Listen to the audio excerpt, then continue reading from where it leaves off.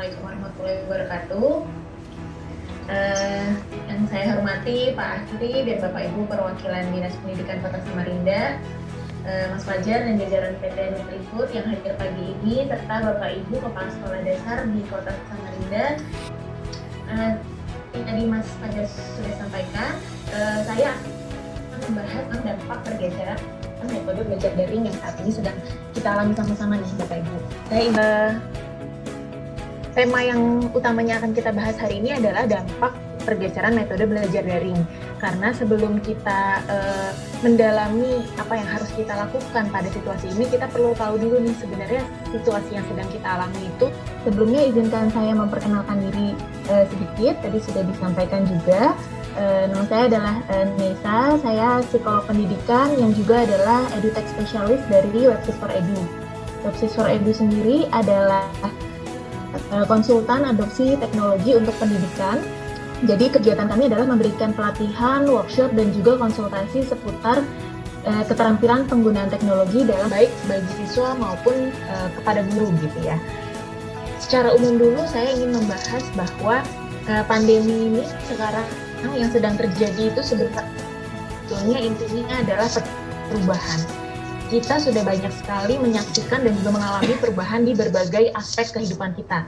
Dari yang paling sederhana, kita yang biasanya bisa pergi kemana-mana dengan leluasa, sekarang harus banyak membatasi diri, harus banyak jaga jarak, isolasi diri, dan sebagainya.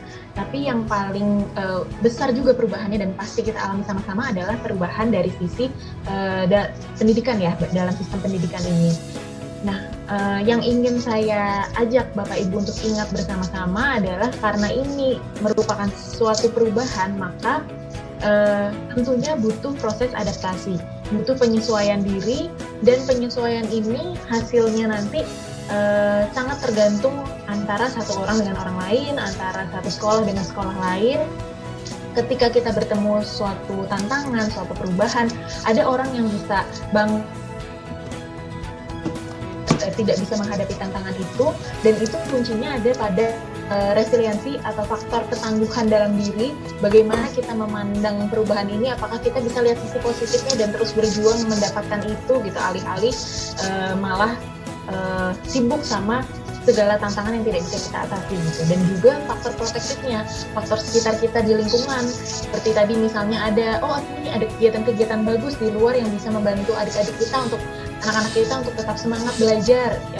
Kemudian bagaimana dukungan orang tuanya, bagaimana kehadiran dan support dari Bapak Ibu gurunya, itu akan sangat menentukan dan berperan dalam keberhasilan beradaptasi di dalam perubahan ini. Lalu yang berikutnya, perlu kita akui juga Bapak Ibu bahwa memang dalam situasi belajar daring seperti sekarang ini itu rentan sekali terjadi kesenjangan. Ini sudah diakui dan sudah dibahas dalam berbagai riset.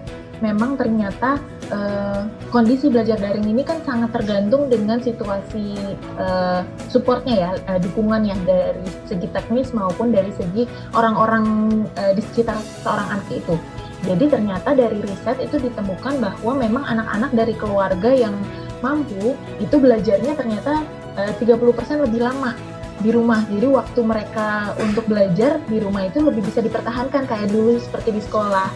Sementara anak-anak yang mungkin kurang akses terhadap internet, anak-anak yang kurang ada dukungan dari orang tua, itu ternyata jadi menurun waktu belajarnya.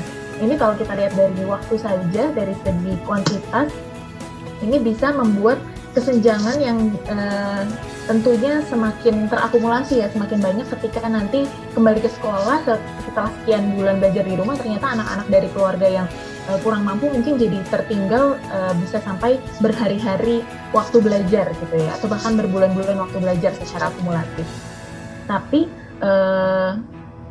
ini bukan berarti sesuatu yang kemudian serta-merta buruk gitu ya. Kita tetap bisa memanfaatkan peluang dan mengoptimalkan kondisi yang memang serba terbatas ini.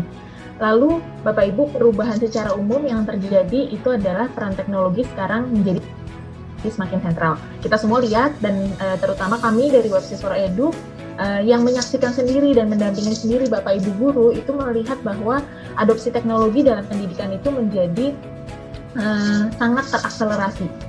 tadinya kami ketika mengenalkan teknologi ke dalam pendidikan gitu masih ada guru-guru sekolah-sekolah yang resisten, yang nggak usah lah, nggak usah sekarang gitu, mungkin belum terlalu perlu.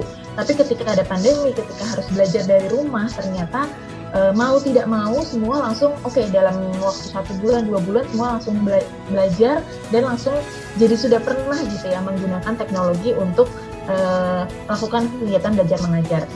Dan ini akan semakin akan bertahan ya, bahkan mungkin bisa semakin meningkat gitu. Jadi kita tidak hanya saat ini saja ketika nanti pandemi sudah selesai, bukan berarti kita akan meninggalkan teknologi, tapi justru akan semakin bertahan gitu, akan semakin dibawa gitu budaya barunya, setidaknya dalam bentuk hybrid atau blended learning. Jadi nanti belajar itu akan terus ada versi online-nya, meskipun nanti akan digabung juga, mungkin ada yang tatap muka, kemudian ada juga yang online-nya.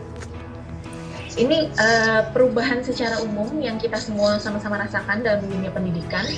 Lalu dampaknya bagi guru seperti apa nih Bapak Ibu?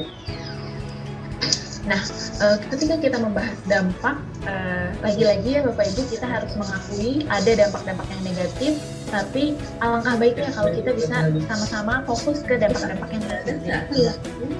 Kita perlu akui juga Bapak Ibu bahwa tingkat stres bagi guru-guru itu sangat meningkat, terutama di awal-awal.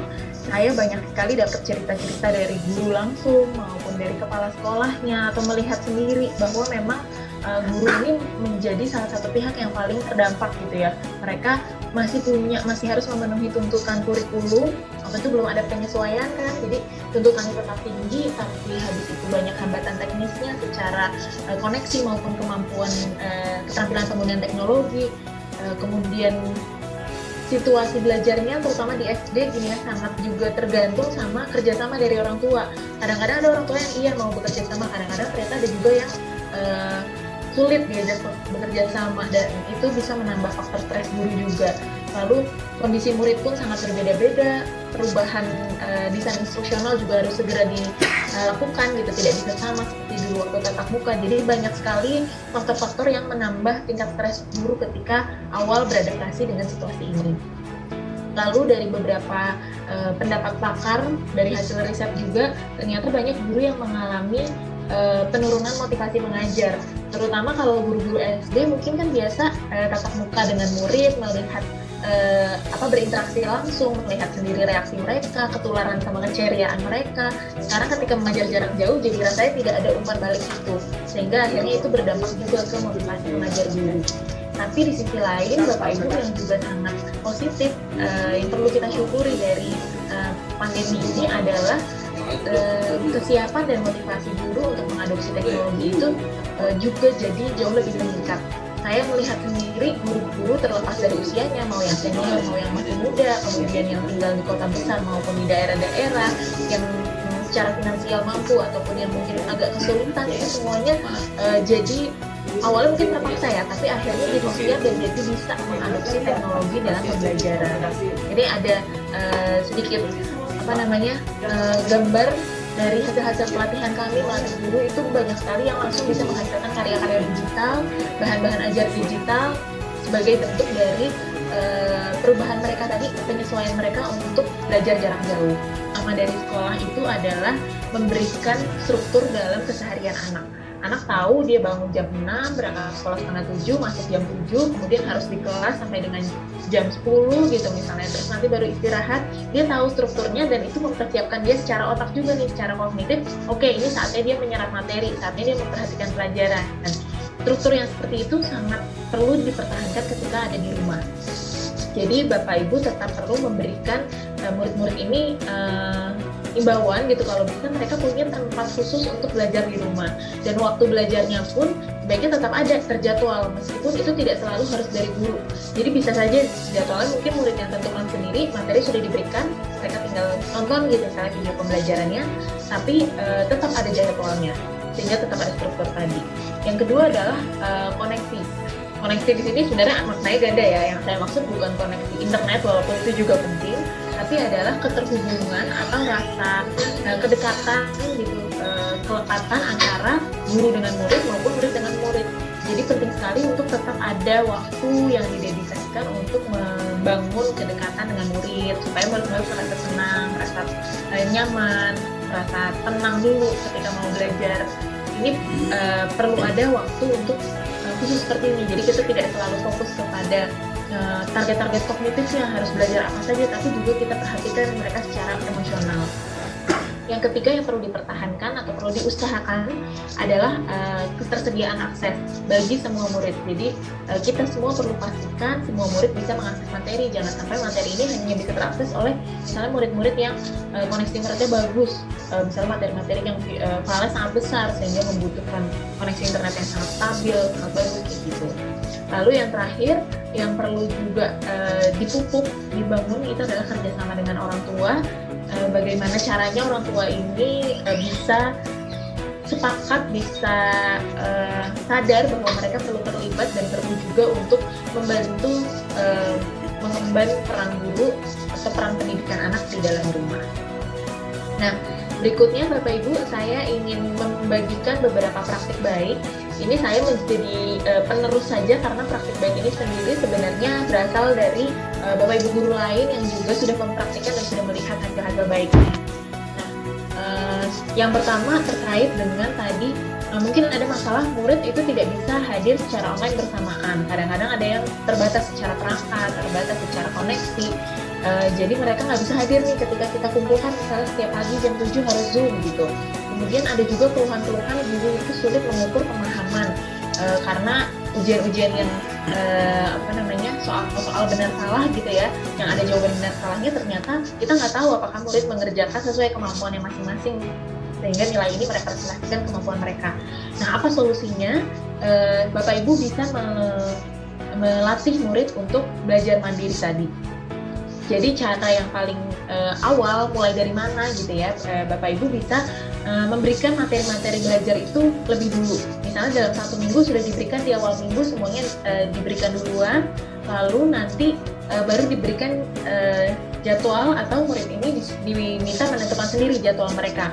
Mau mempelajari matematika kapan, pelajaran mau IPA-nya kapan, atau misalnya tema 1 kapan, tema 2 kapan gitu.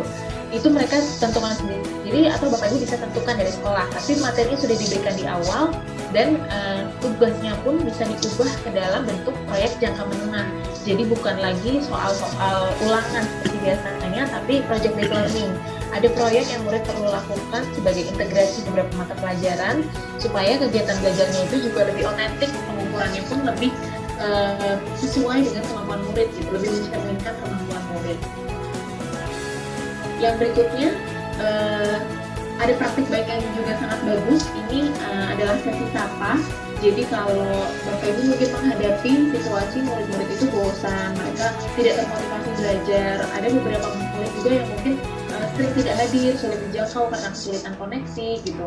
Bapak Ibu bisa membuat sesi sapa atau sesi alokasi waktu khusus di mana tujuan itu memang hanya sekedar untuk bertukar kabar gitu dengan murid. Jadi bisa bertemu secara online, baik tatap muka melalui Zoom atau Google Meet ataupun WhatsApp gitu, ataupun Telegram, via chat saja juga bisa. Tapi sekedar untuk bertanya kabar murid-murid ini seperti apa sih, mereka sehat nggak, mereka happy nggak di rumah.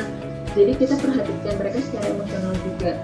Ini bisa dilakukan juga dengan aktivitas-aktivitas yang menyenangkan untuk membangun kedekatan.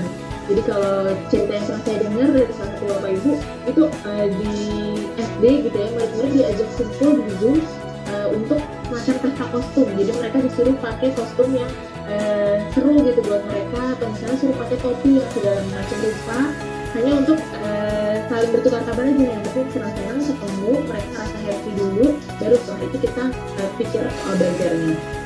Nah, kalau misalnya ada murid-murid yang juga sulit dijangkau, ini bisa dilakukan sebenarnya kunjungan rumah oleh guru atau oleh teman yang tiket gitu, yang tetap dengan protokol kesehatan, tetap menjaga jarak, pakai masker, dan mungkin tidak dalam kerumunan gitu ya, hanya sebagian beberapa orang saja, tapi bisa tetap tatap muka dan tahu kabar murid-murid ini. Yang berikutnya, ini salah satu praktek baik dari guru mitra kami juga. Ini adalah membuat kelas lewat aplikasi Telegram. Kalau Bapak Ibu pernah dengar, kenapa Telegram? Karena dibandingkan dengan aplikasi WhatsApp, Telegram ini pemakaian kuotanya lebih rendah, 30-40% lebih hemat. Kemudian di Telegram ini juga ada fitur untuk mengirimkan video singkat. Video singkat itu bukan kayak kita kalau di WhatsApp kan kita kirim video berupa file besar gitu ya. Kalau di Telegram ini hanya sebagai semacam snippet kecil, gambar kecil yang langsung ke play dan penggunaan internetnya rendah. Tapi di sini karena video, jadi Bapak Ibu sebenarnya bisa tetap tatap muka, bisa menunjukkan wajah, bisa menyapa murid dengan senyum, itu tuh bisa kelihatan. Jadi rasa interaksinya lebih dekat daripada sekedar chat. Dan di sini juga ada kuis di mana Bapak Ibu bisa meningkatkan partisipasi murid dengan memberikan pertanyaan-pertanyaan kuis dalam bentuk teks gitu dari aplikasi ini. Ini juga salah satu alternatif pelaksanaan kelas yang hemat kuota gitu ya istilahnya, yang tidak membebani guru maupun murid secara internet. Nah, yang terakhir terkait dengan hubungan dengan orang tua, bagaimana supaya guru dan orang tua itu bisa bekerja sama dengan baik. Ada 3 hal yang mereka harus tahu dulu keterlibatan mereka, pentingnya apa sih, kenapa sih mereka harus terlibat gitu. Kadang-kadang mungkin ada orang tua yang bukan yang nggak mau, tapi mereka nggak sadar kalau mereka itu penting sekali di dalam pembelajaran peran ini. Lalu yang kedua, perlu ada kecerdasan ekspektasi. Jadi dalam hal apa saja orang tua itu diperlukan untuk terlibat. Misalnya guru minta, Pak Bu saya butuh laporan, apakah siswa sudah mengerjakan tugas? Mungkin saya akan tanya setiap jam 3 sore. Jadi orang tua ini sudah tahu, oke, setiap jam 3 sore dia akan dimonitor oleh gurunya untuk tanya ke anaknya tugasnya sudah selesai atau belum gitu. Ekspektasinya jelas sehingga mereka pun tahu, oke, saya perlu terlibat.